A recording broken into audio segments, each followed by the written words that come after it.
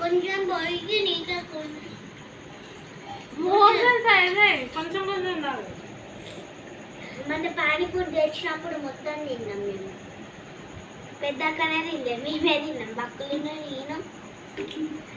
పెద్దక్క 4 తీసుకున్నాం, మేము 3 తీసుకున్నాం. ఇదంతా తినేదైనా అదంతా నేనే తిన్నా. చిన్నప్పటి దాంట్లోనే తింటుంటా చిన్న అట్లే 4 తిన్నది ఆమె. అట్లే తిన్నది.